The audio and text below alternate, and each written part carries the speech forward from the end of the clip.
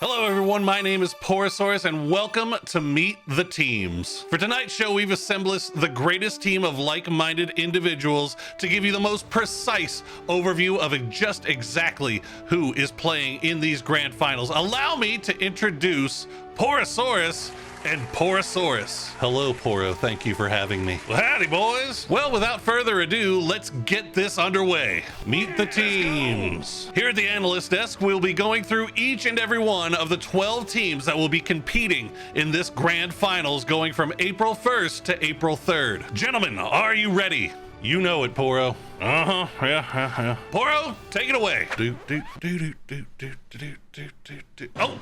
yeah.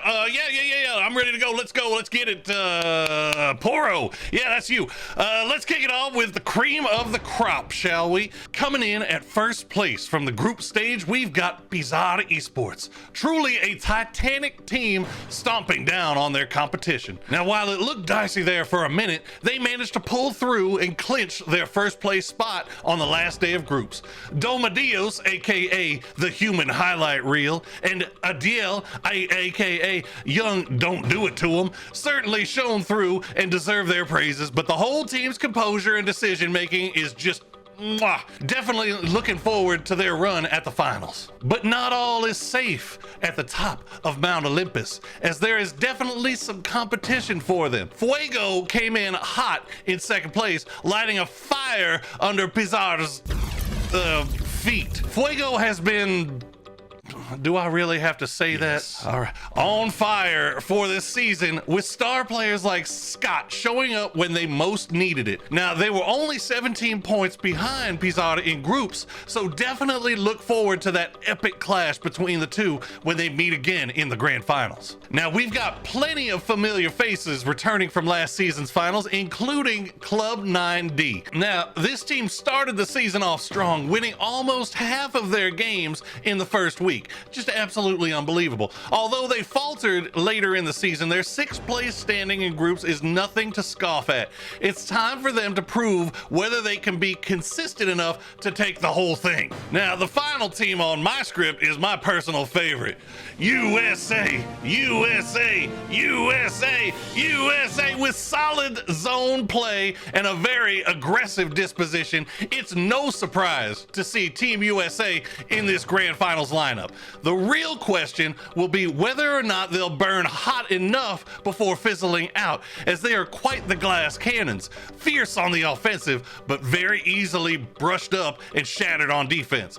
If they brushed up at all in these past 2 weeks, though, they are certainly a fearsome team to fight. Excellent job, Poro. Now, next up, we've got Professor Poro ready to lay down the hard facts and analytics using only the most common of vernacular. Let's go, Poro. Thank you very much, Poro. I will do my best to be concise. Now, the thing you need to know is that it's very hard to judge. This can be made for every single team, every engagement that they fight, finding the knocks that they need, and then you have the... Uh-oh, it's the lightning round. You know what that means, Poro. It's time to keep your team descriptions to 60 words or less, or else. Oh God. Oh, okay. All right, cool. Let's go. Virus Gaming. Fun fact, Virus Gaming is actually the team with the highest amount of survival time. With Grozero in tow, the grenades just rain down on their enemies, netting them high kills and placement points as their enemies cower in fear. Few things are scarier than a perfectly placed cooked grenade. Team 999. 2 words, 3 letters, Mr. T, with some incredibly clutch matches under their belt and 456 points to their name. Team 999 was the rising star of the group stage. The question is, can they keep up their performance for the grand finals? Atomic is truly ready to go nuclear. With Abreu in tow, one of our champions from last season, this team was quiet but deadly, snagging themselves a nice 4th place in the group stages.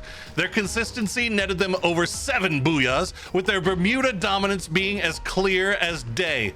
Underestimate them at your own peril. Last but not least is Osaka, the masters of rotations and zone play when things aren't chaotic. Any smooth gameplay will have them sailing straight towards a good position early on, aiding them in getting good kills and placement points. As long as they can stick to the game plan, they're all set. add a little bit of chaos into the mix. Great analysis as always, Poro. Next up, we have the tryhards that made their way through the last chance qualifiers. These guys battled through blood, sweat, and tears to make it this far, but do they have what it takes to go all the way? Take it away, Poro.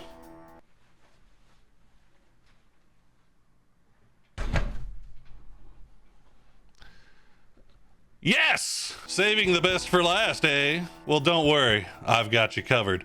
The last chance qualifier was a bloody affair, but those teams are ready for the upcoming battle. First off, we've got DN Esports, who have truly lived up to their name. Now, we'll leave you to imagine what those initials stand for, dear viewer, but let's just say DN are here, and they are looking to stay. DN are not ones to shrivel away from a fight, rocking over 160 kills through the group stages. After just barely missing out on a direct qualification from groups, they're back from the LCQ, and they're back for blood. Look out for them.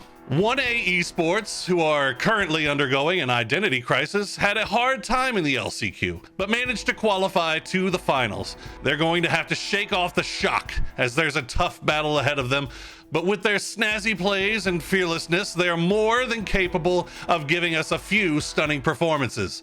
Looking forward to that. Next up, we have C7 Esports, formerly Zundel, the true dark horse team of our lineup. With a number 18 spot in groups and a finish in 10th after the first day of the LCQ, C7 was not necessarily poised to make an appearance in the grand finals. 6 matches later in LCQ Day 2, and here we are. C7 managed to mount an epic comeback, racking up almost 100 points in a single day to catapult themselves over to a qualifying spot. Now, they spell trouble for the other qualified teams, who will have to start watching their backs in case C7 is hot dropping anywhere near them. For our final team, we've got nothing less than an absolute classic.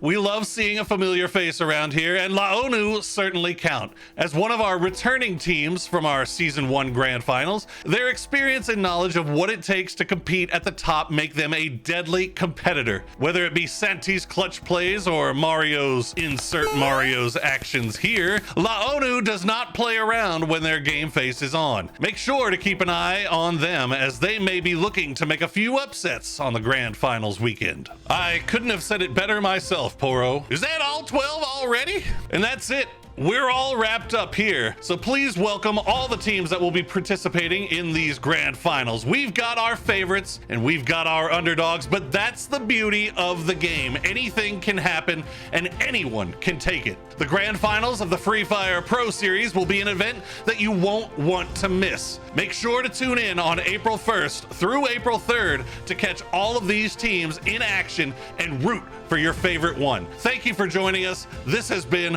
Porosaurus and Poro. It's been swell, guys. We'll see you all in the grand finals.